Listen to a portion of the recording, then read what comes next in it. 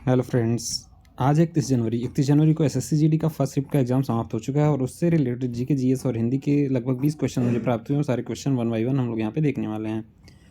और इस वीडियो में देखेंगे किन टॉपिक से क्वेश्चंस बार बार पूछे जा रहे हैं आपके एसएससी जीडी के एग्जाम में, वो टॉपिक हम लोग यहाँ पे देखने वाले हैं। तो वीडियो में अंत तक बने रहें और चैनल पर नए हैं चैनल को जरूर सब्सक्राइब करें। शुरू करते हैं आज का वीडियो। पहला क्वेश्चन जो पूछा गया, छठ पूजा कौन से भगवान से संबंधित है? ठीक है, तो छठ पूजा आपका 4 दिवसीय उत्सव होता है। मेनली ये बिहार और उत्तर प्रदेश में मनाया जाता है। इसकी शुरुआत कार्तिक शुक्ल चतुर्थी को होता है और समापन का होता है कार्तिक शुक्ल सप्तमी को। सूर्योपासना का यह पर्व सूर्य षष्ठी को मनाया जाता है, लिहाजा इसे छठ कहा भी जाता है। ठीक है, छठ भी कहा जाता है। और ये किस देवता की उपासना है? सूर्य, यानी कि सूर्य देवता को समर्पित है ये पूजा। ठीक है।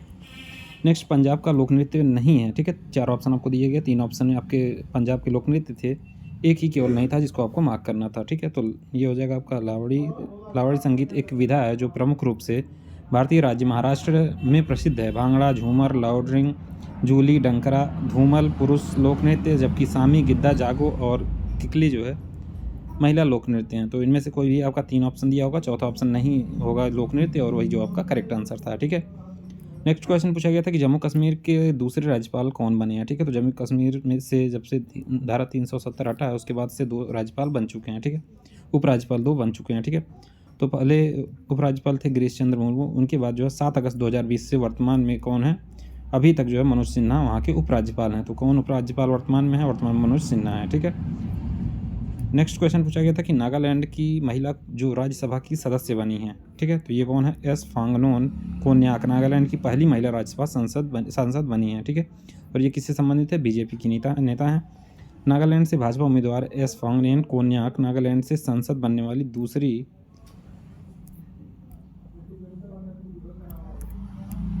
महिला होंगी। ठीक है, पहली जो थी वो रानो एम सैजा थी जो 1977 के आम चुनाव में लोकसभा सदस्य बनी थी। ठीक है।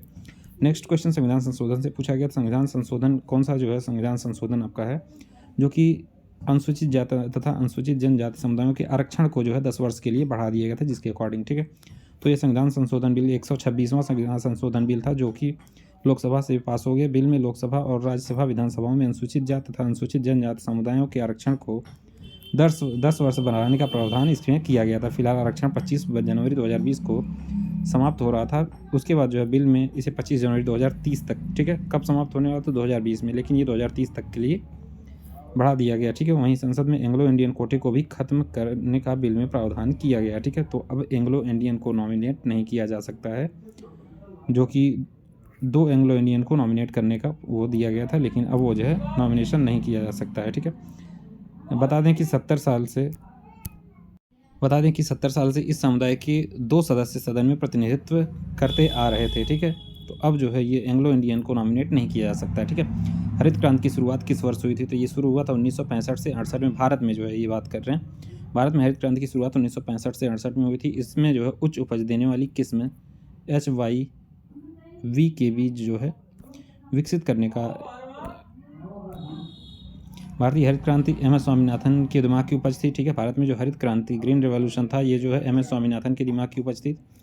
भारतीय हरित क्रांति नॉर्मन बोरलॉग द्वारा शुरू की गई बड़ी और वैश्विक हरित क्रांति का एक हिस्सा थी। ठीक है, यहाँ पर नॉर्मन बोरलॉग को विश्व में हरित क्रांति का जनक कहा जाता है। विश्व में बात करें तो नॉर्मन बोरलॉग को माना जाता है, और भारत में बात करें तो एम एस स्वामीनाथन को जो है हरित क्रांति का जनक माना जाता है। ठीक है, नेक्स्ट क्वेश्चन पूछा गया था राज्यपाल की योग्यता से रिलेटेड एक क्वेश्चन पूछा गया, तो हम लोग यहाँ पे देख लेते हैं आपका राज्यपाल का योग्यता क्या क्या होना चाहिए। ठीक है, तो सबसे पहले बात करेंगे राज्यपाल की योग्यता का जो प्रावधान किया गया उस भारतीय संविधान के अनुच्छेद 157 में न्यायाधीश के रूप में नामांकन के मानदंडों पर चर्चा की गई है। ठीक है, यहीं पे वो क्या होना चाहिए? वो एक भारतीय नागरिक होना चाहिए, 35 वर्ष की आयु तक पहुँच जाना चाहिए। हालांकि आवश्यकताएँ इस प्रकार हैं कि वह राज्य विधानमंडल या लोकसभा का सदस्य नहीं होना चाहिए, उसे लाभ के किसी अन्य पद को धारण करने से भी बचना चाहिए। ठीक है, तभी उसको राज्यपाल नियुक्त किया जा सकता है। ठीक है, पिछले कुछ वर्षों में इस संबंध में 2 और मानदंड सामने आए हैं। उन्हें पहले राज्य के लिए एक बाहरी व्यक्ति होना चाहिए। ठीक है, यानी कि बिहार का अगर राज्यपाल होना है तो वो अदर स्टेट का हो सकता है। ठीक है, जैसे आपके ये पूर्व राष्ट्रपति जो थे रामनाथ कोविंद, ये कहाँ के थे? बिहार के राज्यपाल भी रह चुके थे। ठीक है, यहीं पे वर्तमान में जो जगदीप धनखड़ हैं ये कहाँ के? पश्चिम बंगाल के राज्यपाल थे जो कि वाइस प्रेसिडेंट बने हैं, और उन्हें पहले राज्य के लिए एक बाहरी व्यक्ति होना चाहिए और सक्रिय राजनीति में भाग नहीं लेना चाहिए, ये भी इंपॉर्टेंट है। ठीक है, हम लोग दैनिक जीवन में किस प्रकार का कचरा करते हैं? तो कचरा आपका 2 प्रकार का होता है, एक बायोडिग्रेडेबल होता है, एक नॉन बायोडिग्रेडेबल। यानी कि ये गलत हो गया, नवीनीकरण या एंड अनवीनीकरण, ठीक है, बायोडिग्रेडेबल, ठीक है। तो पहला आपका क्या होता है, बायोडिग्रेडेबल यानी जैव निम्नीकरण, निम्नीकरण मतलब डिग्रेडेबल मतलब जिसका क्षरण किया जा सके, ठीक है। दूसरा क्या होता है, जैव अनिम्नीकरण, जिसका बायोडिग्रेडेबल नहीं होता है, उसको हम कहते हैं। इन दो प्रकार के ये जो है कचरा होते हैं, ठीक है। जैव निम्नीकरण कचरा वह कचरा होता है जो वातावरण में कुछ कीटाणुओं द्वारा आसानी से अपघटित हो जाता है, ठीक है। नेक्स्ट क्वेश्चन पूछा गया, दूध और फेस क्रीम में क्या अंतर होता है। तो इमल्सन एक कोलाइड होता है, दूध फेस क्रीम द्रव का इमल्सन उदाहरण है, ठीक है। अब बात करें नेक्स्ट क्वेश्चन जो पूछा गया था कि द्वितीय गोलमेज सम्मेलन कब हुआ था, ठीक है। द्वितीय गोलमेज सम्मेलन 7 सितंबर 1931 को शुरू हुआ था, जिसमें कांग्रेस ने भी भाग लिया था, और 1 दिसंबर 1931 को यह समाप्त हो गया था। यह सम्मेलन भी लंदन में ही था। यह सम्मेलन सांप्रदायिक समस्या पर विवाद के कारण असफल रहा। लंदन से वापस आकर गांधी जी ने पुनः सविनय अवज्ञा आंदोलन प्रारंभ कर दिया था, ठीक है। कई बार क्वेश्चन पूछा जाता है गांधी इरविन समझौता कब हुआ था, तो ये भी हुआ था 1931 में। उसी के कारण जो है स्थगित किया गया था सविनय अवज्ञा आंदोलन, ठीक है। तो ये भी आप याद रखेंगे। नेक्स्ट क्वेश्चन पूछा गया था कि अशोक स्तंभ उत्तर प्रदेश के इलाहाबाद शहर में, ये पूछा गया था अशोक स्तंभ जो है उत्तर प्रदेश के किस शहर से संबंधित है। ये इलाहाबाद शहर से संबंधित है। इलाहाबाद किले के मुख्य द्वार पर ये जो है स्थित है, और इसकी ऊंचाई कितनी है, 10.6 मीटर की ऊंचाई है, और यह स्तंभ 232 ईसा पूर्व के समय का है, ठीक है।